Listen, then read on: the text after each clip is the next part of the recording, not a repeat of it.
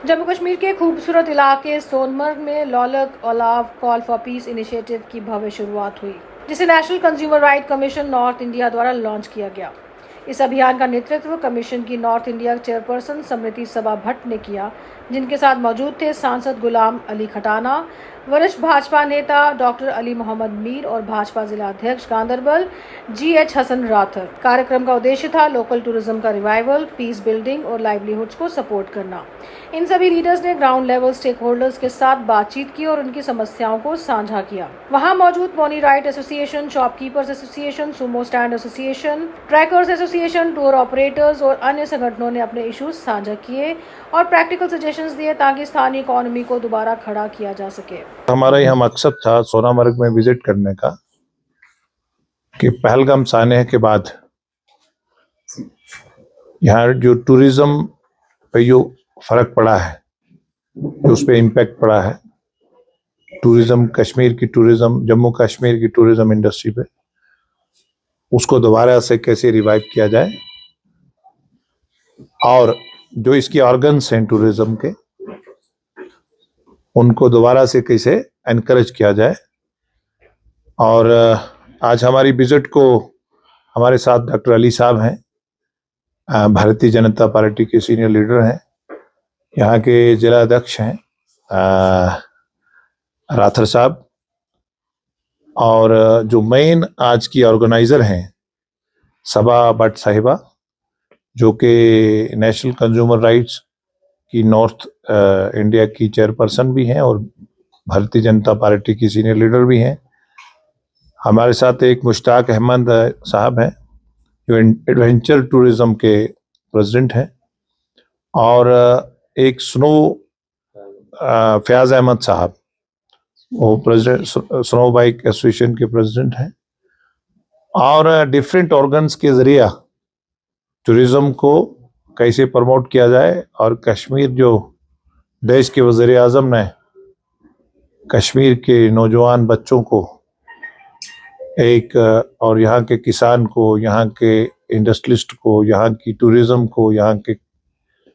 हर sphere में जो लोग हैं उनको अपने कैसे कश्मीर एक उभरता चमकता कैसे उभरे, उसको थोड़ी नज़र लग गई थी। एक बड़ा खौफनाक साहना हो गया था पहलगाम में, उसके बाद हम ऑपरेशन संदूर रहा, और जो सोच रखते थे उनके सोच को भी ऑपरेशन संदूर के जरिए डिसमेंटल करा है। तो सुबह भी इन्होंने बहुत सारे प्रोग्राम रखे हैं, क्लीनिनेस ड्राइव्स है और अवार्ड फंक्शंस हैं, और कल भी हम यहाँ होंगे ट्रैकर्स का,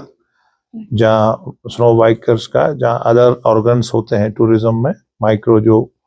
लोग होते हैं, इनके इश्यूज भी देखेंगे हम और सुनेंगे भी, और फर्स्ट हैंड फीडबैक भी लेंगे। और कश्मीर के जो नौजवान हैं वो अपनी रोजी रोटी के लिए कैसे आगे बढ़े, और पूरी उनकी ताकत जो है, और जो कश्मीर की हॉस्पिटलिटी है ये पूरी दुनिया में मानी है, वो भारत के लोग और पूरी दुनिया के लोग कैसे उसका लुत्फ ले सकें। अभी अमरनाथ यात्रा भी कभी टाइम आ गया है, और वो भी एक आपके लिए एक रोजगार लाएगी, और कश्मीर के नौजवान बच्चे, कश्मीर के किसान, कश्मीर के फ्रूट वाले, कश्मीर का दस्तकारी वाला, कश्मीर का घोड़े वाला, ट्रैकर वाला, सब उससे उनको लाभ होगा। और यही रहता है, कुछ आपसे भी आप फीडबैक लेंगे, यही मकसद था। क्योंकि मेरे ध्यान में लाई है बात, और मैंने इनको कहा है कि लिखित में मुझे दें, और इनके इश्यूज को मैं अंडरस्टैंड करूंगा, और अप्रोप्रिएट फोरा पे हम पूरी ताकत के साथ उसको रखेंगे। ये बड़ा एहसास मसला है। यहाँ पहलगाम साने पे काफ़ी इनोसेंट सिविलियन की जाने गई हैं, और मैं कश्मीर के नौजवान को, यहाँ के बड़ों को, यहाँ के रिलीजियस लोगों को मुबारकबाद दूंगा कि उन्होंने सख्ती के साथ उसको कंडेम करा था और पहली बार कश्मीर के लोगों ने एकजुटता से उसको कंडेम करा था। और इसके बाद आस्ता आस्ता, क्योंकि हम पाकिस्तान के द्वारा, जो पाकिस्तान के जर्नल्स हैं, वो अपने आप को रेलेवेंस में रखने के लिए ये इस तरह की हरकतें यहाँ करवाते हैं और उनको उनका अनर्व होने का, डिस्टर्ब होने के यही फैक्टर है कि कश्मीर में बच्चा स्टोनिंग के लिए जाता था, वो बच्चा स्कूल क्यों जाना शुरू हो गया, किसान खेत में जाना शुरू क्यों हो गया, रेडी फड़ी वाला अपना रोजगार के लिए बाहर क्यों आ गया, घोड़े वाला, पिट्ठू वाला, ट्रैक्टर वाला का रोजगारी क्यों चल गया, और हड़तालें और वो सब माजी की चीजें हो गई। इससे ये चीजें उनको डिस्टर्ब करती हैं और कहीं ना कहीं इस तरह के खौफनाक इंसिडेंट रहते हैं। भारत के वजीर आजम और भारत के वजीर दाखिला और यहाँ का जो सरकार है, वो पूरी कोशिश के साथ, हमारा ये कोशिश है,